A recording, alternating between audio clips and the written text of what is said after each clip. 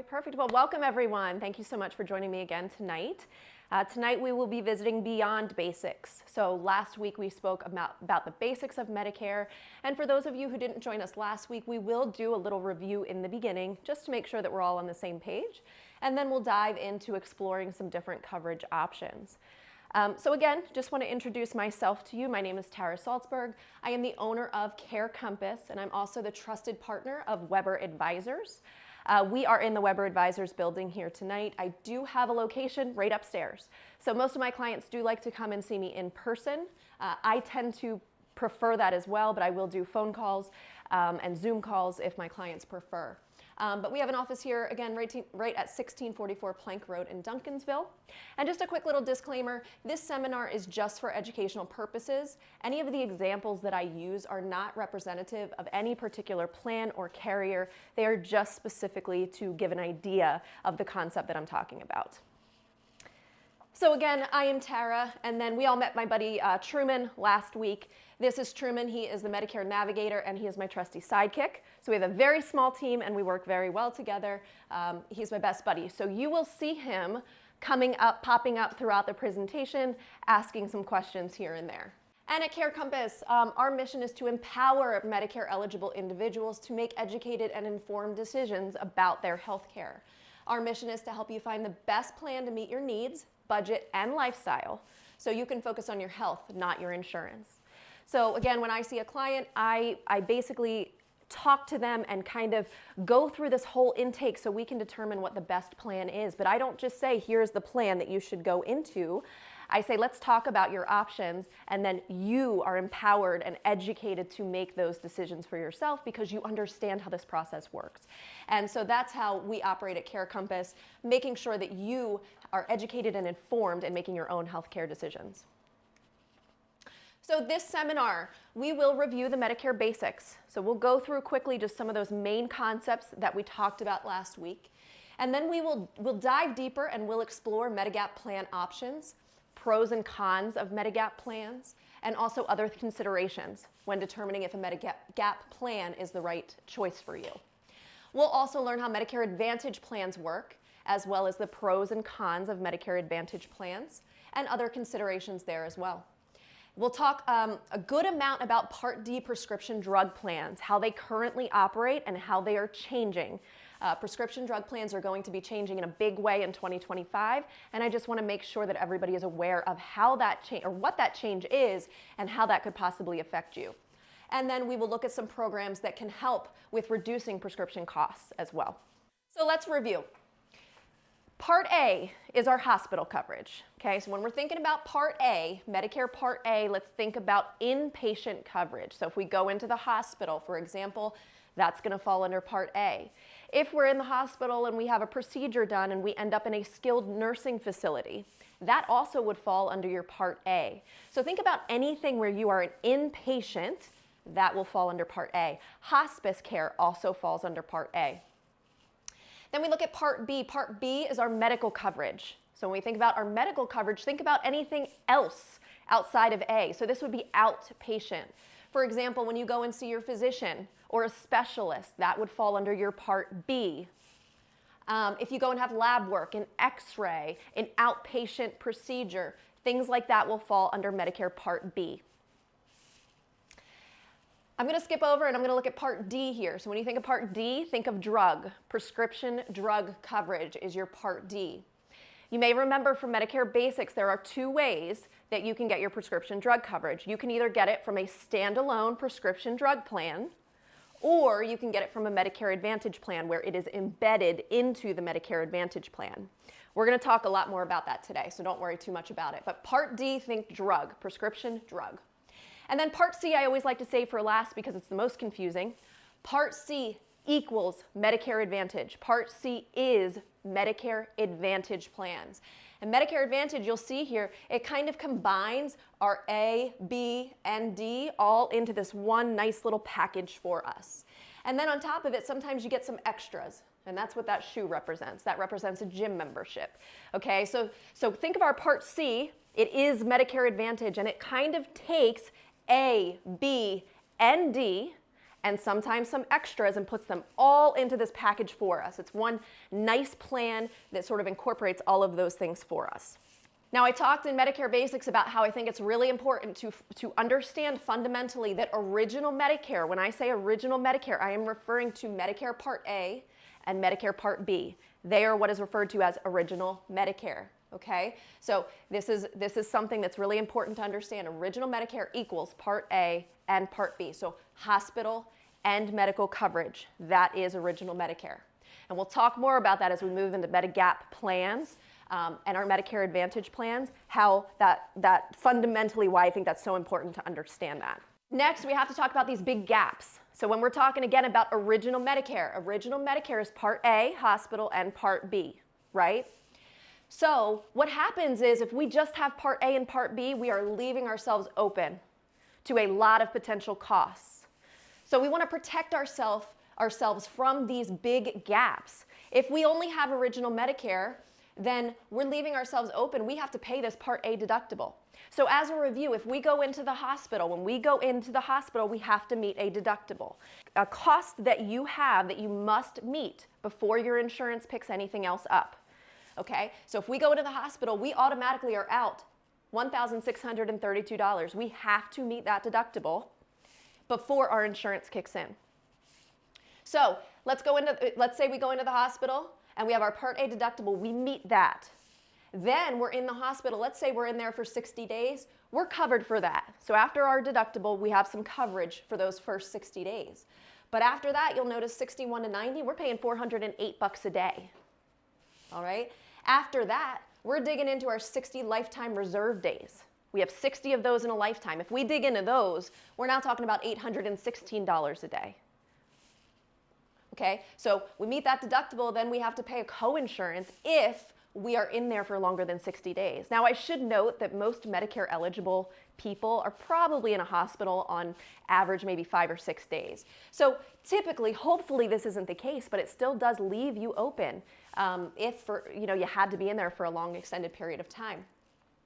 So let's say after this hospital visit, we go to a skilled nursing facility.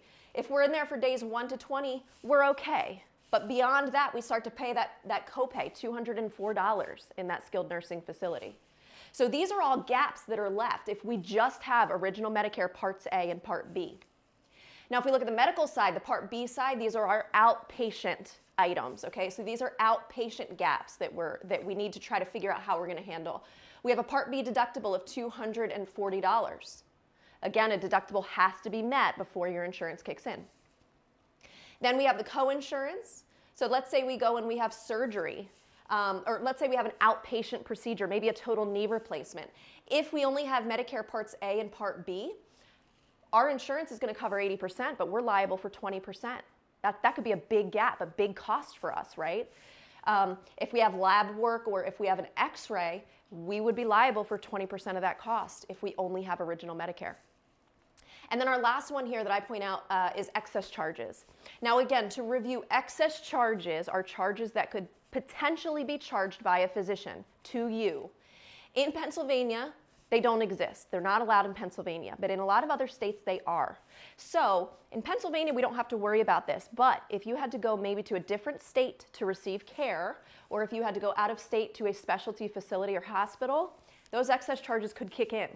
And a physician could potentially charge you 15% over what Medicare charges. So you may end up, or you could potentially end up with that bill.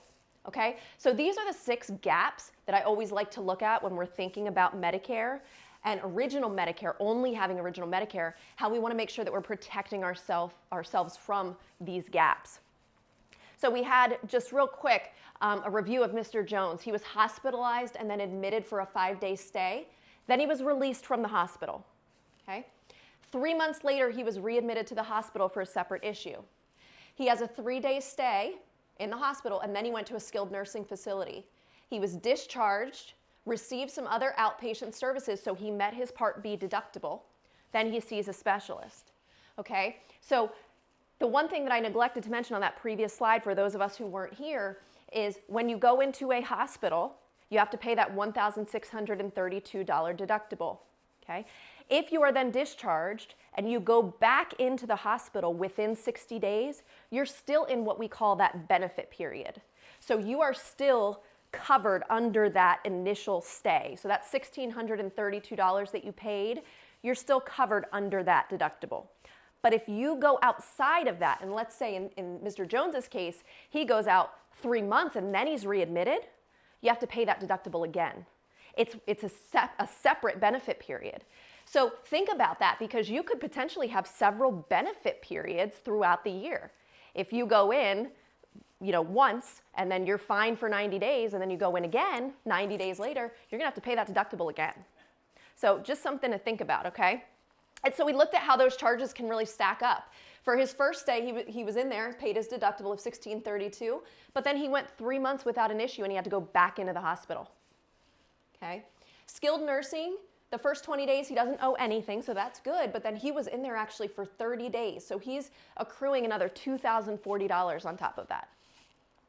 So he is now out $5,604 because, again, he only has original Medicare Parts A and Part B.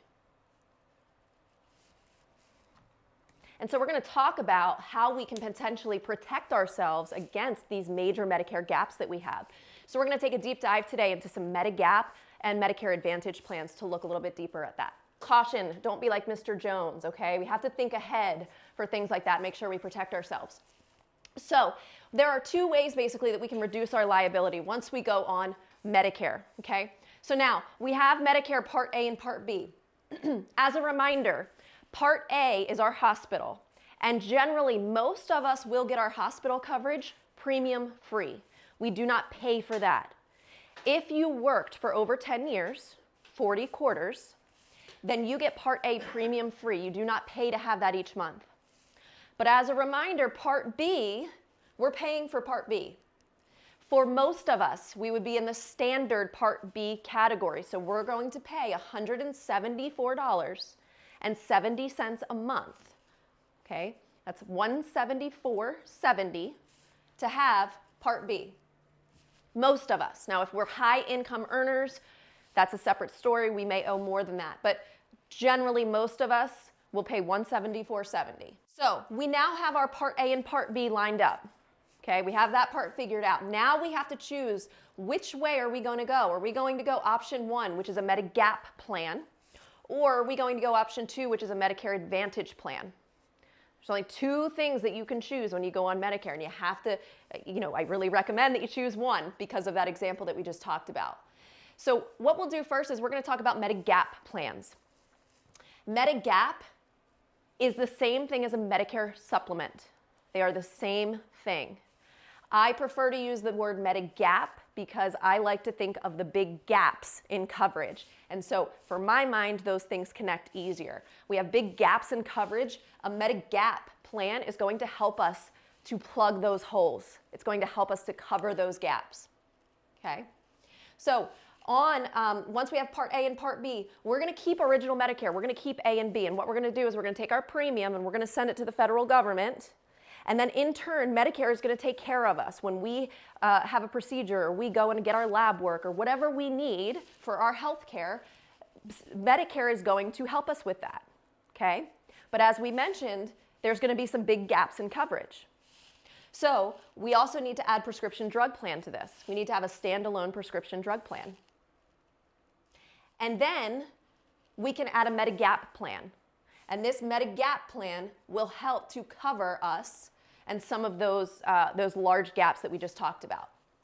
Okay, so let's visit Medigap first, and then we'll go into Medicare Advantage plans. So Medigap plans, again, they are administered by private carriers. They only work with original Medicare, and original Medicare, as you'll remember, is Part A and Part B. It fills the gaps, the co-pays and the co-insurances, and some of those deductibles that we just talked about a few slides ago. Medigap plans are generally standardized, and they have letters assigned to them. So even though they are administered by private carriers, generally they're going to be exactly the same. They are standardized. So if you get your Medigap plan from insurance carrier number 1 and you pick plan A, It's going to be exactly the same if you go with insurance carrier number 2 and you pick Plan A. A Plan A is a Plan A is a Plan A. We're going to talk more about this because it's probably a little confusing right now, but I'm going to clarify it all. Okay? There are some states that don't standardize them, but most states, they are standardized. It's a pay up front type of system. So in this type of system where you have original Medicare with a Medigap plan and a prescription drug plan, your Medigap plan, you are paying up front to have that coverage. So you are paying a premium each month. Okay? And it's pretty expensive to have this type of coverage. You're going to have really good coverage, but you're going to pay for it in the form of a premium each month. Okay, so you pay up front, you have that peace of mind knowing that you have really good insurance coverage. You won't really be dealing with co-pays and co-insurances when you go to see the doctor if you opt for this option. You're going to pay up front, and then you're not really going to have to worry too much about bills and things like that down the road. So let's look at this a little bit closer. Don't get overwhelmed by this slide. I know that it looks overwhelming. I'm going to break it down for you. Okay, so first thing, I told you that Medigap plans are standardized. Okay, they have all these letters associated with them. These are completely different letters than Medicare Part A and B and C and D, and this is where people get confused because we didn't make it easy. We had to also assign letters here, so this gets a little confusing for people. So these letters are actually different, okay? These are Medigap plans. Plan G, Plan N, Plan L.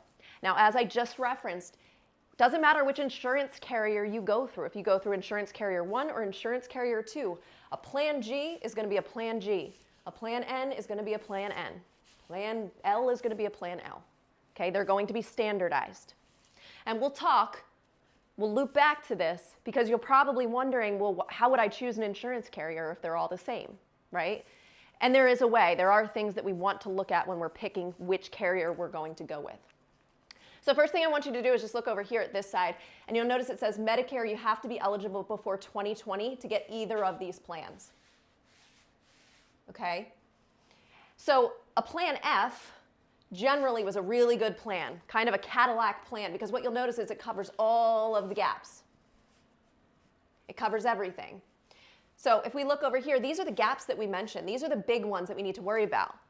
And we just talked about those 6 big gaps, right? We had our first one was our hospital deductible. Our second one was the co-insurance when we're in the hospital. Then we have skilled nursing co-insurance if we go to a skilled nursing facility. Then we have our Medicare Part B deductible, and we have our Part B co-insurance, right? So if we have a procedure or something, that's our co-insurance. And then number 6 was those excess charges that we talked about, where a doctor could potentially charge 15% over what Medicare allows. Okay, so those are our 6 big gaps that we need to think about. So again, if we're looking at Plan F over there, it covers all of those gaps. It's about the best coverage you can get. Now, unfortunately, unless you were eligible for Medicare before 2020, you cannot get a Plan F anymore. It is not an option for you anymore. If you were eligible before 2020, you could still get a Plan F. But if you were eligible after, you no longer are able to move into a Plan F. So what I want us to look at today are basically a Plan G and a Plan N. And the reason is because these are going to be your most comprehensive options. These are going to be the ones that give you almost as much coverage as that. Not quite, but it's going to still be very comprehensive coverage. Okay? So you'll notice that for the most part, this Plan G, it covers almost everything. Okay? There's only one thing it doesn't cover, the Part B deductible. Does anybody remember how much that was? $170. That's your premium. That's your Part B premium. The deductible is $240. Part B, yep. It's a little confusing, I know. I talk about these numbers every day, so they're kind of in here. But you'll notice that's the only thing that is not covered on a Plan G. So if you're going Plan G, you're going to be in a really good position. You're not really going to have to worry about anything. Once you meet your Part B deductible of $240, you're not going to have any bills after that. Okay? Because it covers everything else. We have original Medicare, and our Medigap plan, if we have a Plan G, comes in and it picks up all those extra gaps. Does that all make sense so far? So again, A Plan G right now is going to be the most comprehensive coverage that you can have in the form of a Medigap plan. It covers 5 out of the 6 gaps. The only gap that it doesn't cover is the $240 deductible. So you know that once you meet your $240 deductible, the rest of those gaps are filled for you. Okay, you've plugged the holes in the ship. So a Plan G is a great option for coverage. It gives you really, really comprehensive coverage. Now, Medigaps, I said though, you pay a premium to have a Medigap plan, and they can be a little bit pricey. So if you get a Plan G, you're going to spend, a premium each month to have that. It's going to be a little bit more than a Plan N. Now, a Plan N is also a good option though, because you'll notice here that a lot of those gaps are still covered. Okay? Let's look at the Part B deductible. The Part B deductible is not covered on a Plan N. So same thing as a G. You still have to pay your Part B deductible $240. Okay? The only other thing that's really not covered at all is your excess charges. Okay? Not covered on a Plan N. Now remember, those excess charges were 15% more than the Medicare, what Medicare allows, that a physician could potentially charge you. In Pennsylvania, we don't really have to worry about those. The only time that would really be a concern is if you had to go out of the state, maybe to a specialty clinic or a specialty hospital, then potentially you could be charged excess charges. So this one covers 5 of the 6 gaps. This one, we're missing these 2 gaps. So it's kind of covering 4 of those 6 major gaps that we talked about. Now you'll notice next to this one here, Medicare Part B coinsurance or copay. We have a little number 2 next to that one. It does cover, except it is a 20% copay to go see a specialist, to go see a doctor, and a 50% copay if you go to the ER and you don't go inpatient into the hospital. So pretty minor copays, but that's the difference there. So this one, you wouldn't have those copays. On a Plan G, it's covered, nothing to worry about. If you went a Plan N, you would have to worry about those small copays, okay? So if you go to a specialist, you're paying maybe $20. If you go to the ER and you're not inpatient into the hospital, then you would be paying that $50 copay for that, okay? But those are the major differences between the two, so they're actually very similar. And these are the 2 most comprehensive options from a Medigap standpoint. A Plan N, of course, because it's not quite as comprehensive, is going to be a little bit less expensive than a Plan G. So for some people, a Plan N is going to be a little bit more affordable and just a little less coverage. Any questions on this? Because I know this is a lot of information here to understand. 20% and 50% you were just talking about there. I see it saying $20 or up to $50. Mm-hmm. That's the total amount, $20 to $50, is it 20% over the top? It's a copay, so it would be $20 or $50. Oh, okay. Copay. Right. Yeah. So a copay is a set number that you would pay. If you go to see your specialist, it's $20. Okay. Not a coinsurance. A coinsurance would be a percentage. So in this case, good question, it's a copay, $20 or $50 for the ER. Okay, thank you. Yep. Any other questions on this? So my recommendation to people usually is, look, a Plan G is going to give you excellent coverage, and if you ever have to go out of the state, you don't have to worry about those excess charges. But a Plan N is going to give you really comprehensive coverage as well. And excess charges aren't they don't exist in Pennsylvania, so you'll probably be okay on a Plan N too. Let's talk about that maybe being an option if it's more reasonable for you. Okay? If we're starting to look at like an L or a K or a B or an A, you don't have very comprehensive coverage on those. And so if that's what's going to be more in your price range, I typically would say let's look at a Medicare Advantage plan, because that will probably give you, in some cases, better coverage. Okay, not in all cases, but just as my general rule of thumb, I'm going to say a G or an N are going to give you the most coverage. And if we're looking at any of the other ones, then maybe we look at a Medicare Advantage plan.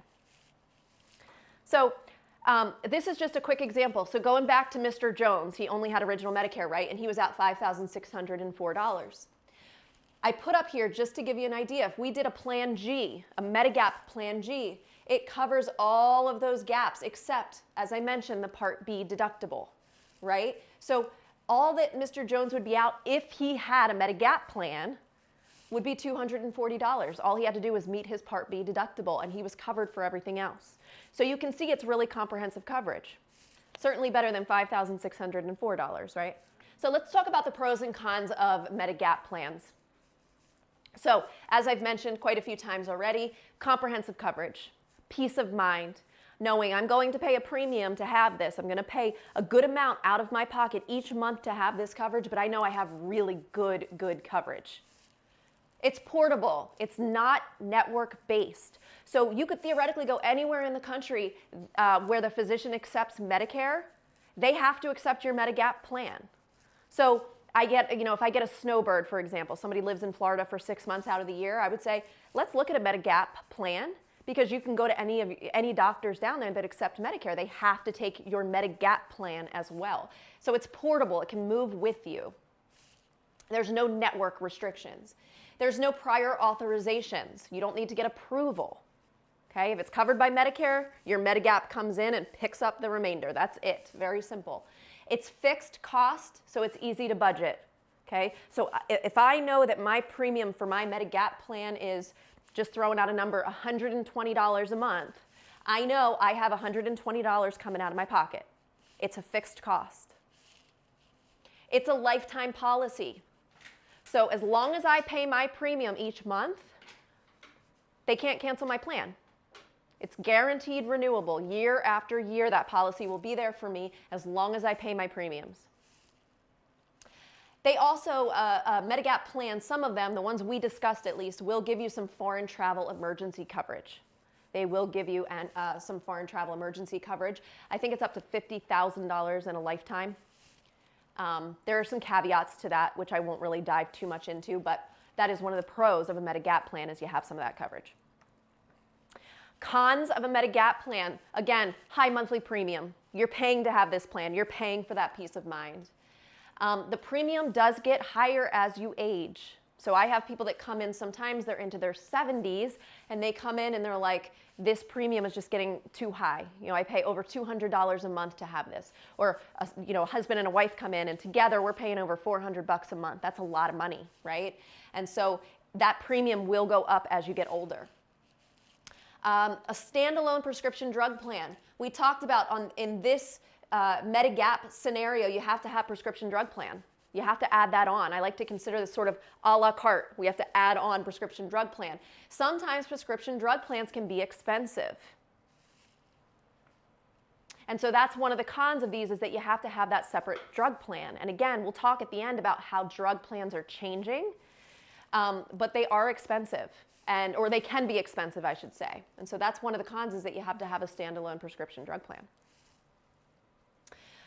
There's generally no dental, vision, and hearing. So if I wanted to have dental, vision, hearing coverage, I'd have to add on a separate policy. And I could do that with the same carrier, or I could get a completely separate dental, vision, hearing policy if I wanted to. And then generally, there's not really any extras. And we'll talk about some of those extras that I'm referring to. Sometimes a Medigap plan will offer you a gym membership, but that's about it. Some of the other extras that we're going to talk about generally are not going to be available on a Medigap plan. How do you choose a plan then? If there's standardized letters from carrier to carrier, how do we choose a plan? And so I like to choose a plan that's been around for a long time. I like to choose a plan where I know that there's going to be some stability in the plan, because what I just mentioned was that that premium goes up as you get older. And so if the plan has been around for a long time, we can look at the history of the plan, and we can look at, okay, how much of those premiums have increased, how much have they increased over time. So one of the big things that I like to look at is how stable is that Medigap plan. So you could come into my office and I could get you the cheapest Medigap plan that you want, and maybe it's an insurance carrier that's newer, maybe they've only been around for a couple of years, and that Medigap plan at the time might look great because it's going to be less expensive, but maybe over time, all of a sudden your premiums are going way high. Whereas if we put you in something where it's been around for a long time, we can see the stability of that plan over time. Okay, so the Medigap open enrollment period. This is a 6-month period that begins when you first get Part B. This is triggered when you first receive Part B. Okay, so this could be somebody in their initial enrollment period when you first get Part B, Or it could also be somebody who, say they're still working past 65 and they retire at 67 because they had group health insurance, they delayed their Part B. Once you pick up Part B, you start a 6-month enrollment period. And in this 6-month enrollment period, you have to be accepted into a Medigap plan. They have to accept you. They can't ask you any questions about your health history. They cannot deny you a Medigap plan. They have to give you a Medigap plan. And at this point, you're going to get it for the best price. You're going to get the best premium. So this is important when I have clients that come in that are just getting their Part B, especially if you have some conditions that could potentially preclude you in the future from getting a Medigap plan. This 6-month period allows you to go into any plan you want, no questions asked, but it's only a one-time 6-month period. So it's important to think about that. Okay? Outside of this open enrollment period, outside of this 6 months, you would have to go through underwriting. So basically, if you're 69 and you want to get into a Medigap plan, you would potentially have to go through underwriting. So they would ask you health questions. And for some of those questions that they ask, they may be able to deny you based on a condition that you have or something like that. The only other way that you're going to get in is if you have a guaranteed issue. And a guaranteed issue would be available, say in this example, if you had a Medicare plan, let's even say a Medicare Advantage plan, and that plan is leaving Medicare, or it's leaving your area, it's no longer available in your area, then you could potentially have a guaranteed issue situation where you could pick up a Medigap plan. Okay, but generally the best time, if you think this is the fit for you, is going to be that 6 months when you get Part B, because those companies can't deny you, those insurance companies can't deny you in that 6-month period. So possible uninsurable conditions. This is not an exhaustive list, but this is just sort of an idea of some of those things that if you did have to go through underwriting, if they did ask you medical questions, these will be some of the things that they could potentially look for. And based on some of these things, they may say, no, we're not accepting you into our plan. So I always tell people when they come into my office, are there any conditions that you have that you're concerned about or that you have to manage? Because if so, we might want to start in a Medigap plan now because you're in that open enrollment period. Because down the road, they might be able to ask you medical questions that could preclude you from getting into a Medigap plan. And again, this is not an exhaustive list. This is just to give you a general idea. So let's talk about Medicare Advantage then. So Medicare Advantage plans are gaining in popularity. More than 50% of individuals now who are Medicare eligible are on a Medicare Advantage plan. So Medicare Advantage is an alternative to Original Medicare. Now, what did we say Original Medicare is? Do you remember Part A and B, right? So this is an alternative to that. So in this case, it is funded by the federal government. So in our first instance, when we kept Original Medicare, we picked up a Medigap, we took our premiums, we paid it to the federal government, and in turn, Medicare administered our benefits, right? In this case, the federal government is funding, but it's administered by a private carrier. So there's like a third-party intermediary. So essentially, we're paying our premiums to the federal government. The federal government then is giving it to a private insurance carrier. Okay, so think of some of the big insurance carriers in our area. The government is giving that money to those insurance carriers. The insurance carriers are then administering the benefits of our plan. A Medicare Advantage plan operates a lot more like a commercial plan. So think of maybe when you were working and you were on a group health plan, or if you're on a marketplace plan, you're used to networks. You have HMOs and PPOs, right?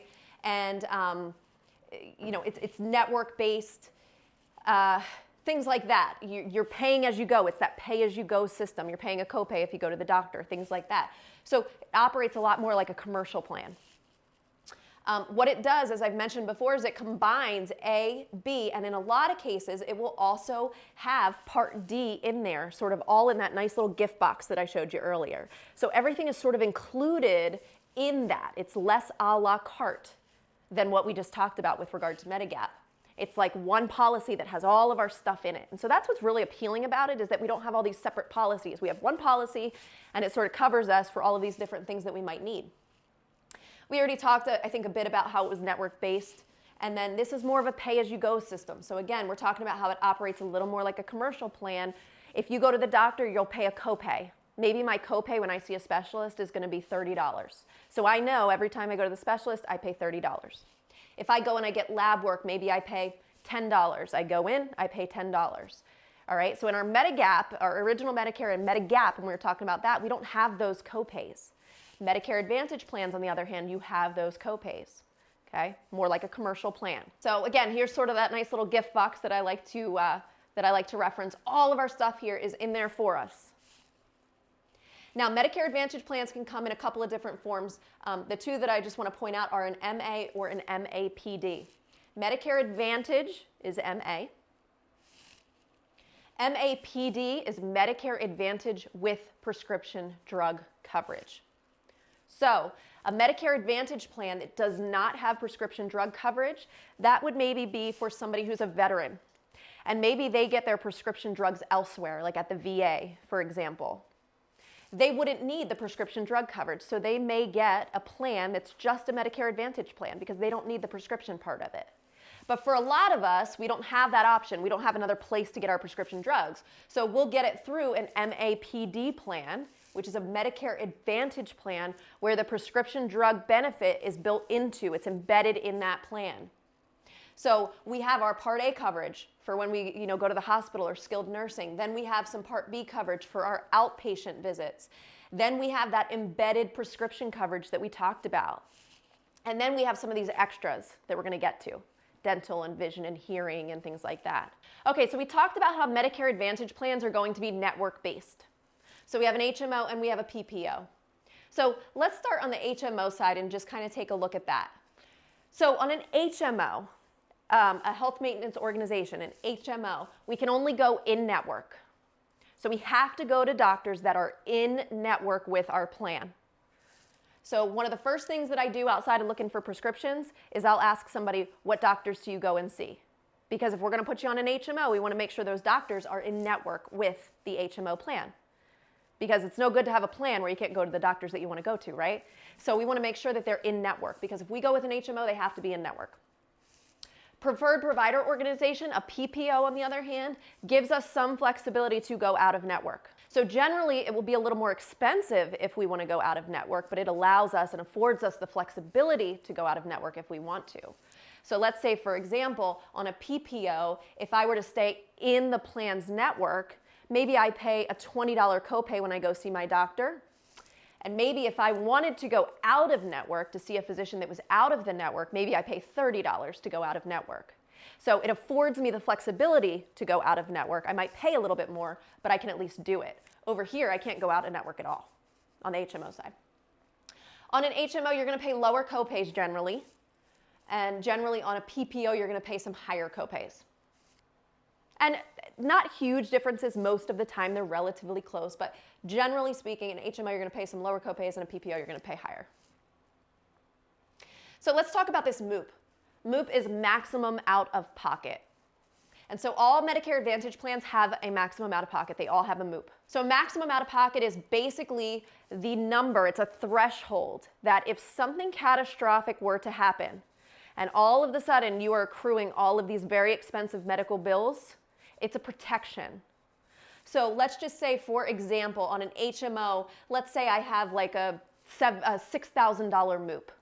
What that means is when my medical bills start to rack up, I'm not going to pay more than $6,000. So if I have $50,000 in bills, I'm protected because my maximum out of pocket is $6,000, as an example, okay? Generally, on an HMO, this is going to be a little bit less than on a PPO. It's going to be a little higher on a PPO.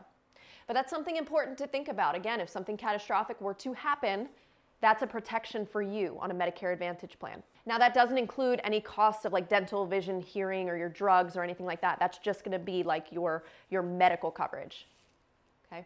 Then we have referrals and authorizations.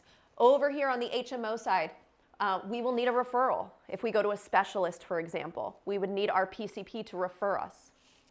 We may need authorizations for certain things. If we need maybe a piece of medical equipment after we have surgery, that would have to go through our insurance and they would have to approve that before we can get it. So you will have to deal with some referrals and authorizations on this side, where generally on the PPO side, you don't have to deal with referrals and authorizations.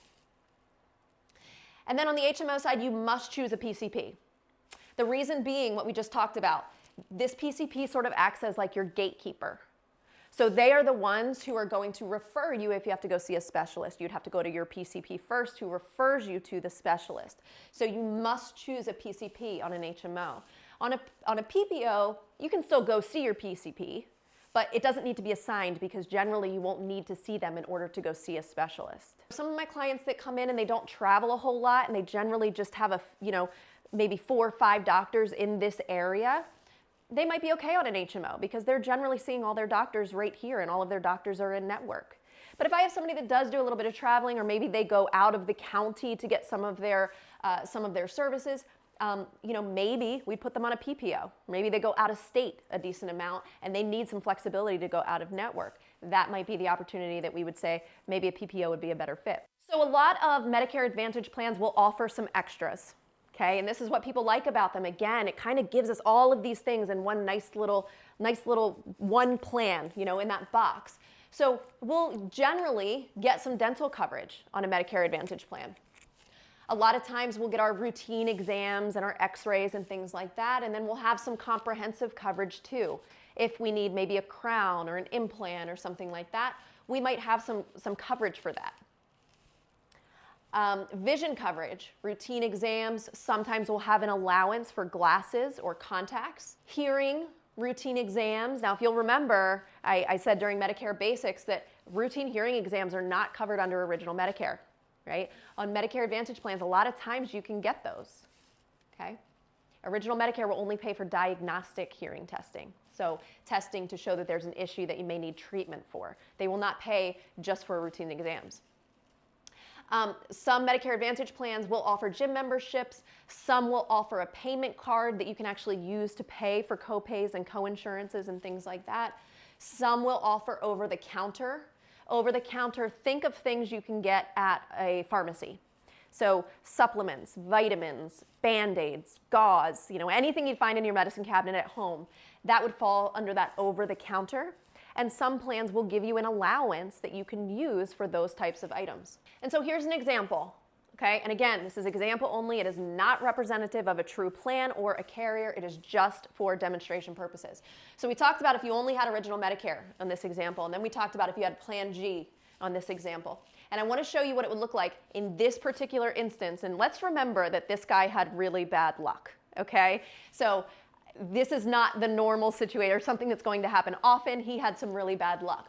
If we looked on the Medicare Advantage side though, for our first stay, this particular fake plan that I have here, I pay $275 to go into the hospital. Doesn't matter how long I'm there, I pay $275 per stay.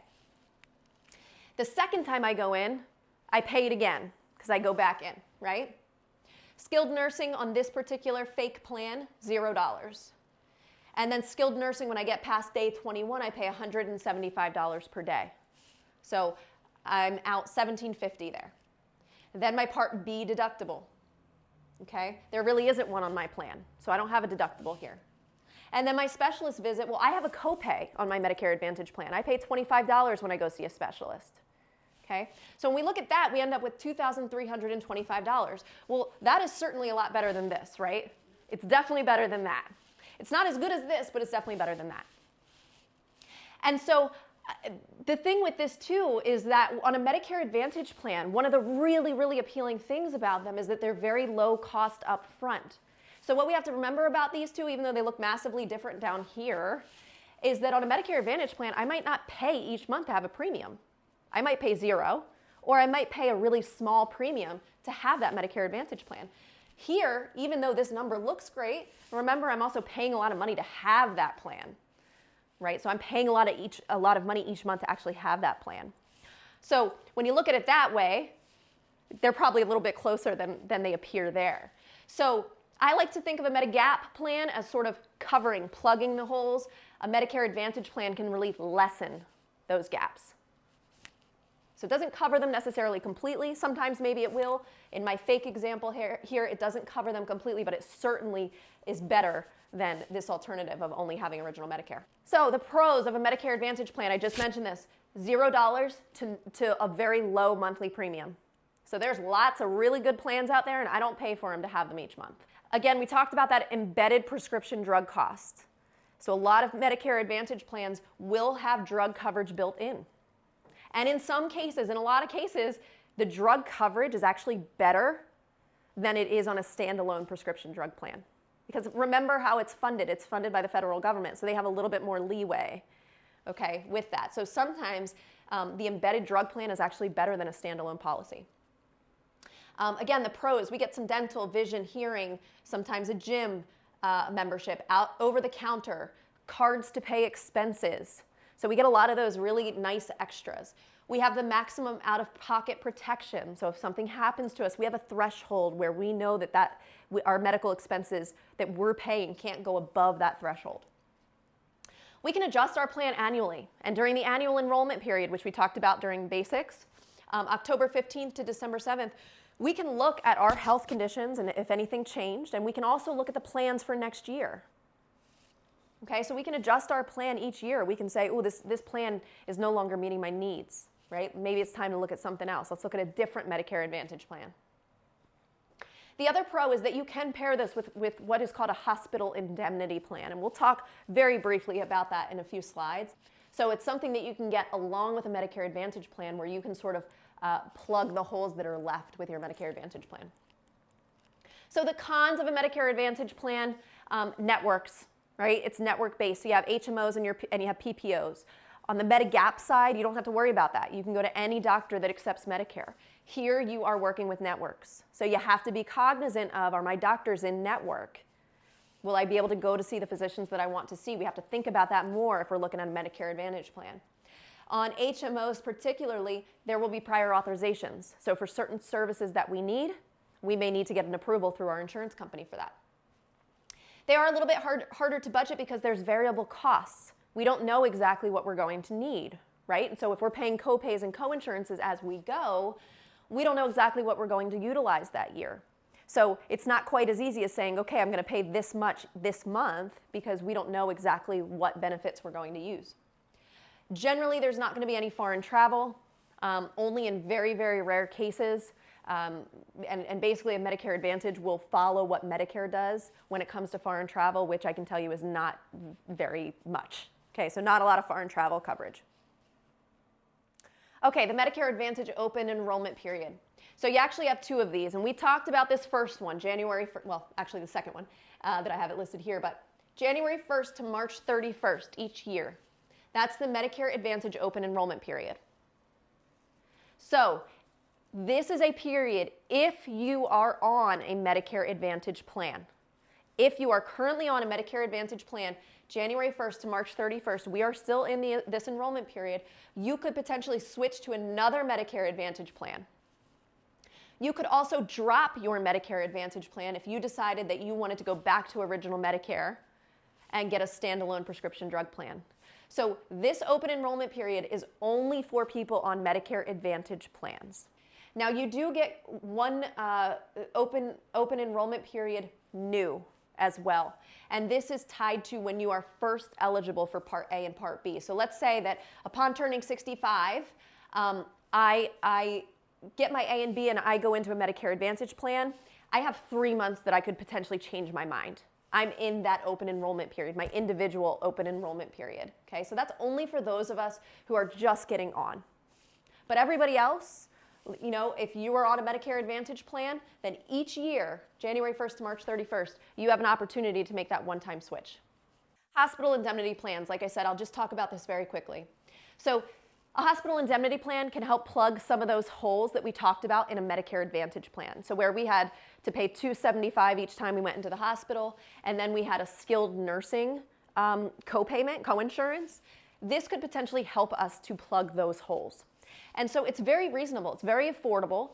It's a monthly premium, a small monthly premium. And basically what would happen is when I go into the hospital or potentially a skilled nursing facility, I would get a cash benefit, okay, that would be paid directly to me.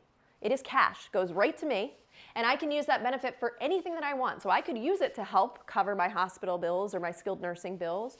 Or let's say while I'm in there, I have pets at home that need to be taken care of. I could use that cash benefit to pay somebody to go and take care of my pets. It is cash that is paid directly to you.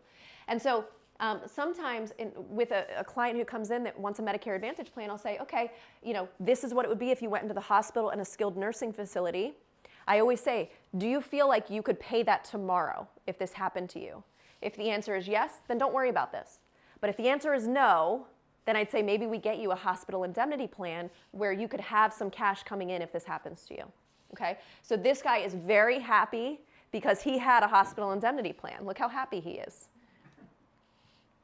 Okay, other types of Medicare Advantage plans. I already mentioned this one. Medicare Advantage only does not have prescription drug coverage. That would be for people, maybe veterans. They get their scripts elsewhere. Okay? And then we do have what's called a D-SNP plan in this area. Dual eligible special needs plans. Those are only for people who are eligible for Medicare and government assistance, Medicaid. Okay, so you can only get a dual special needs plan if you are eligible for Medicare and Medicaid. Okay, trial rights.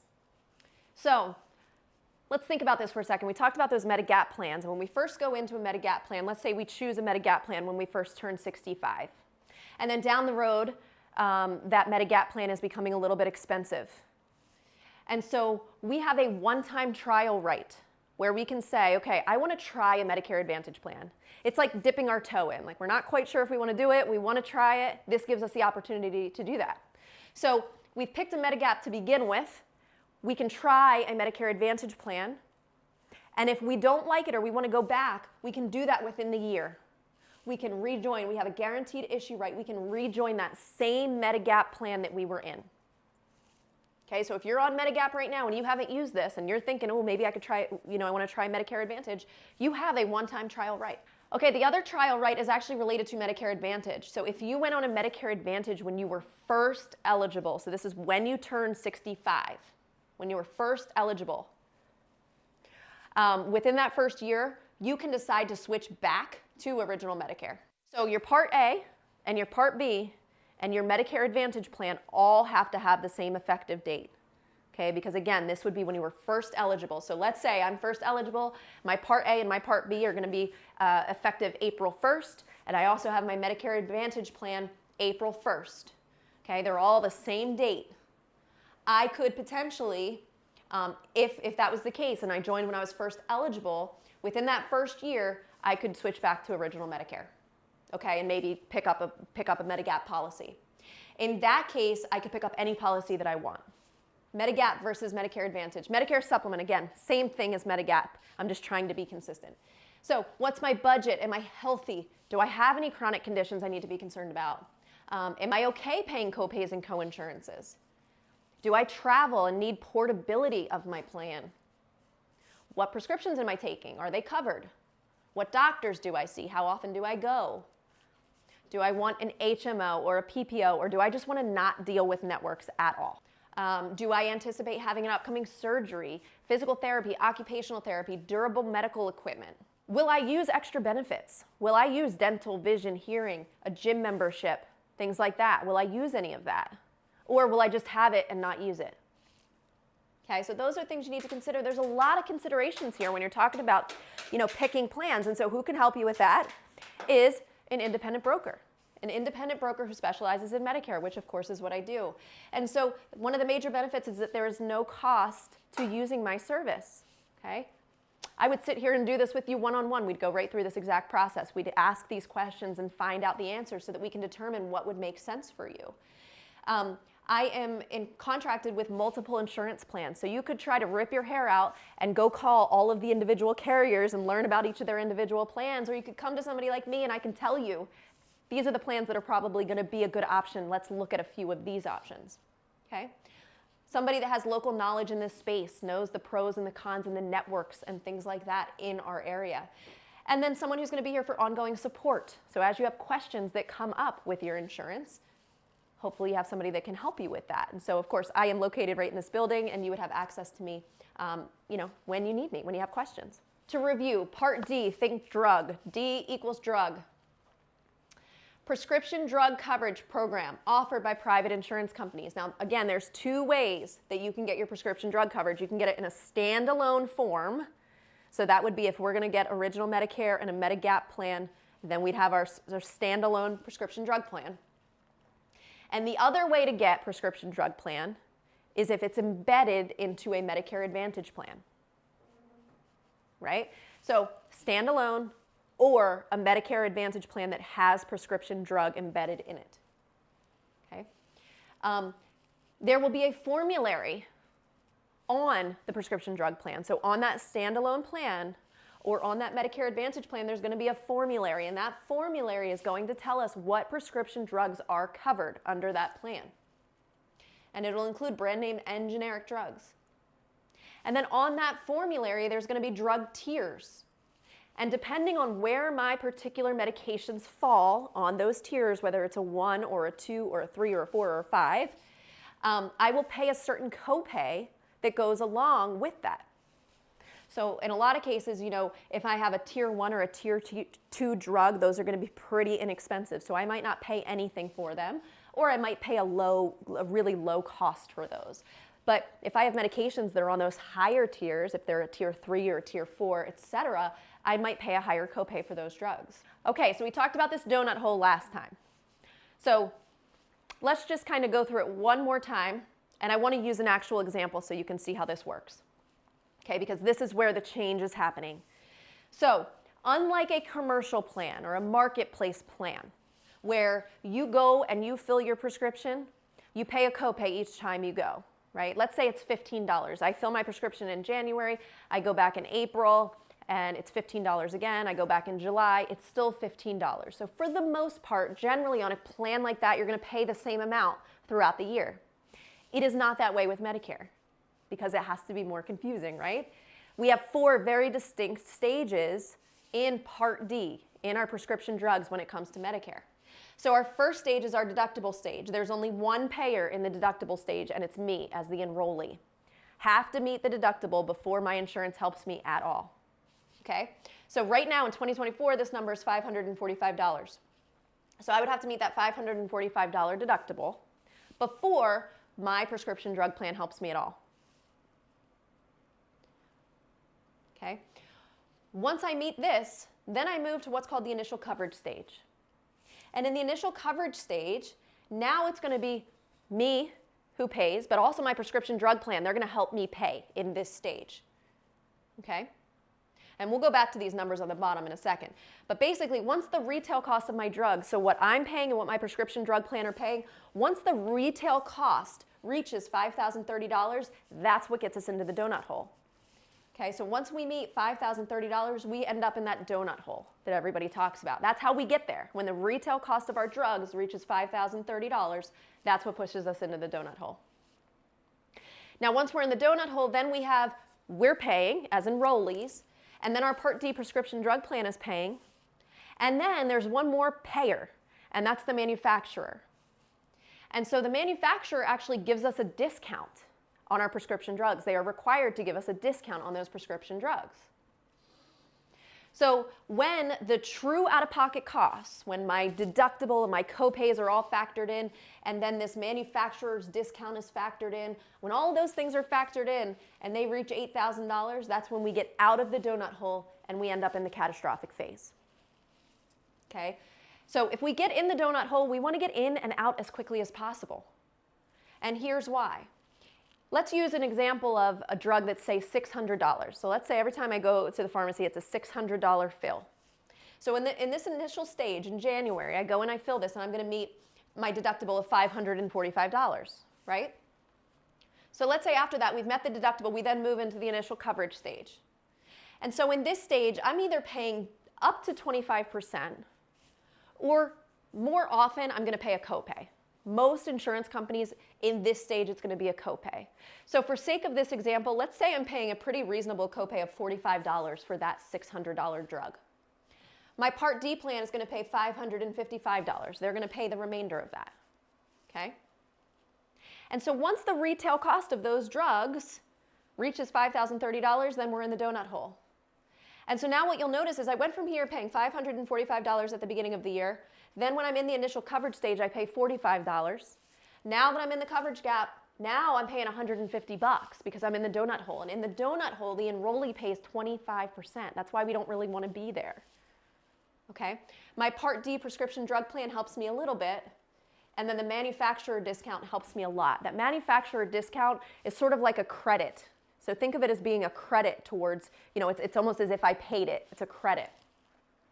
And so then that $600 drug, once all of those true out-of-pocket costs meet that $8,000, then we're end up in the catastrophic phase. We end up in catastrophic, we as enrollees, this was a change this year, we don't pay anything there. So if we have to get in the donut hole, we want to get to that catastrophic phase as quickly as we can because we don't pay anything.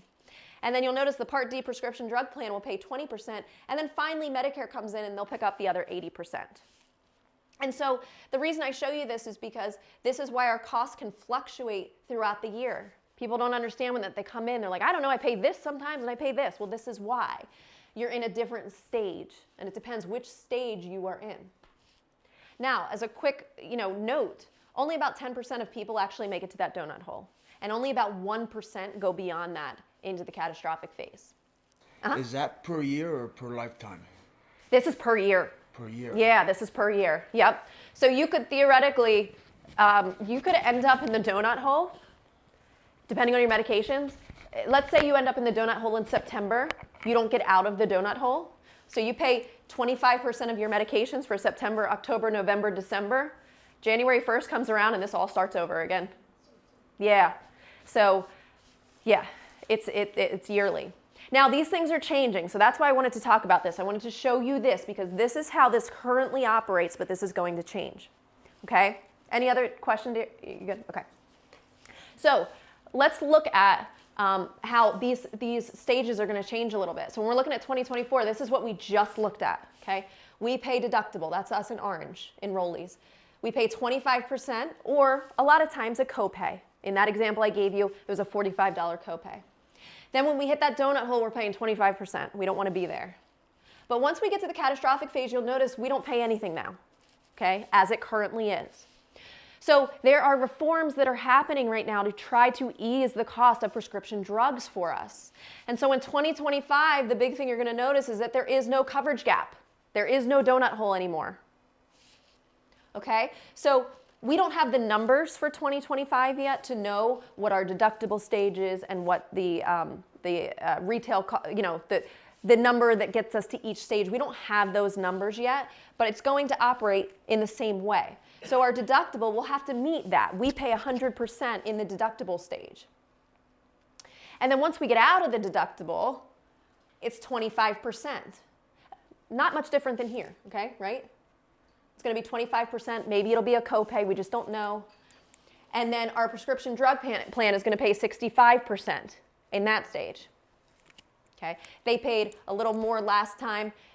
Now we're going to get a little bit of help. That green is the manufacturer discount. We're going to get a little help from the manufacturers now. Okay?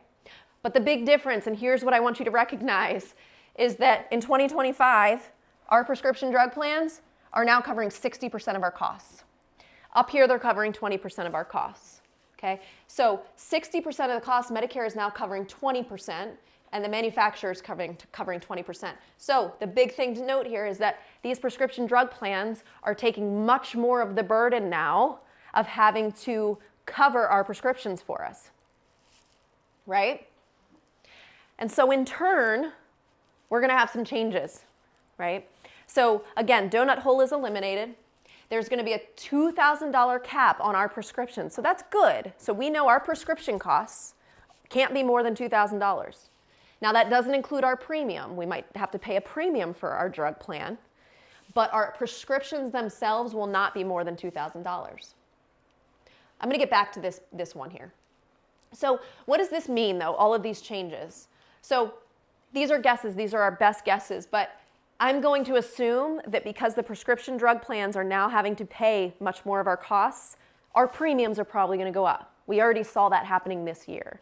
So we're going to see premiums on standalone drug plans specifically going up. It's going to be more expensive to have a standalone drug plan. Okay? In that initial coverage gap, and we talked about that in our example in 2024, I said a lot of times we pay a copay instead of 25%. We don't know what that's going to look like, but I could see it being fewer copays, and now we're paying 25% instead of a reasonable copay. I don't know. Again, we don't know this. These are just things that I'm imagining are probably going to happen or could potentially happen. Now, the one thing that we are doing is that there's going to be monthly payments. So right now, we talked about those fluctuations in our cost of prescription drugs. They're trying to smooth that out. So people are calling this smoothing, where we can get a sense of what those drugs are going to be over the year as we go through these different stages. And then we'll break it up into even payment plans throughout the year. So you're not paying, a significant amount and then paying less, and it's going like this. And so there's not a whole lot of information on this out there yet, but there will be some sort of monthly payment that people are referring to as smoothing that you will opt into, where you can pay and have an idea of what your costs are going to be over time, each month. Okay? That $2,000 cap that we talked about that will be on prescriptions, that's really going to benefit the people who are on really expensive drugs, and especially those who don't qualify for any help from the government. Okay, because right now they're paying a lot for their prescription drugs. So that $2,000 cap will be really, really helpful to those people who are on the expensive medications, but they make too much money maybe to qualify for help from the government. And so let's talk about some of that help that you can potentially get. Extra Help, also known as Low Income Subsidy, is a federal program for people with limited income and resources. Okay. There's actually no age restriction on this. So this is not just for Medicare beneficiaries. You can be younger than 65 and get this particular federal help. Okay. You are automatically enrolled in this program if you have Medicare and any help from Medicaid.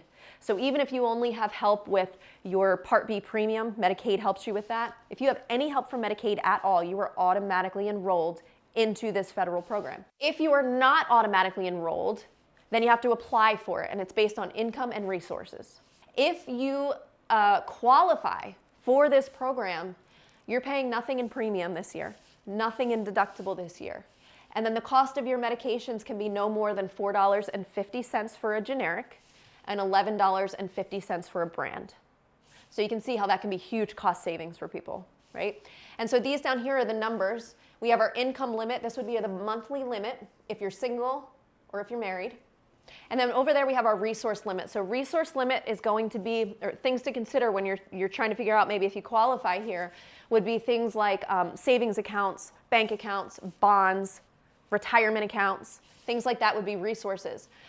Things that would not be counted would be like your primary residence, your one primary residence. Your car, I think it's one car, that's not counted as a resource. Burial expenses and burial plots, those are not counted as resources, okay? But basically, if you were an individual and you have less than $1,903 and less than $17,220 in resources, then you could potentially qualify for this program. And I always tell people, if you're not sure, just apply. Why not? Why not apply for it? Now, the other program that we have for prescription drugs is a state program, and this is specifically for those with limited income. So this one does not take into account your resources. It only takes into account your income. Now, in PACE and PACEnet, you must be 65. You have to be at least 65. You cannot have Medicaid at all. Okay, and you have to be a Pennsylvania resident for at least 90 days to qualify for PACE or PACEnet. Here, of course, are the income limits. PACEnet is going to be a little bit higher than PACE.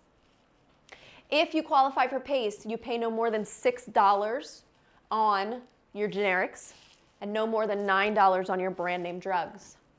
And then if you qualify for PACEnet, it's no more than $8 on your generics and $15 on your brand name drugs. Now on PACE, there is no premium. On PACEnet, though, you do pay a monthly premium for that. Okay, but it's another cost savings. Now you could potentially have the federal program, Extra Help, and PACEnet. You could potentially have both of those. And if that's the case, my understanding is that you would get the lesser cost of that particular drug, whether it's on Extra Help or PACE or PACEnet. Okay, so there are options to help with these prescription drug costs. So we talked about this during Medicare Basics, but basically the things that I see, these are the major things that I see. These are the mistakes that people make when they're making this transition to Medicare. Or sometimes when they're already on Medicare, they listen to a family or a friend, and I always put that one first, and it's just because a family or a friend, they could tell you that their plan is great, or they could tell you that their plan is terrible, but generally, it's that if their plan is great, their plan meets their needs, and that's a good match. But if somebody tells you that their plan is horrible, most likely it's because the plan is not meeting their needs, right? And that doesn't work. You have to have a plan that's going to actually meet your needs, otherwise it is going to stink. So that's a big one. I always just tell people, just take it with a grain of salt, because you are individual, your plans are, your needs are individual, and we need to match what you need with a plan that fits those needs. Okay? We can kind of just look down those, not considering future healthcare needs. So we talked about Mr. Jones this entire time, right? He wasn't thinking ahead about what happens if I end up in the hospital and I end up in a skilled nursing facility, right? He didn't think about some of that stuff. And so he ended up in a real pickle, owing over $5,000 in expenses. Missing enrollment deadlines, not understanding your needs, not checking networks, doctors, prescription drug coverage. Those are big mistakes. I've had people come in my office where they've missed deadlines and they've let premiums lapse and things, and it turns into a headache. Okay? And then, of course, not seeking guidance. There's no cost to use an insurance broker who can help you navigate this very, very confusing process.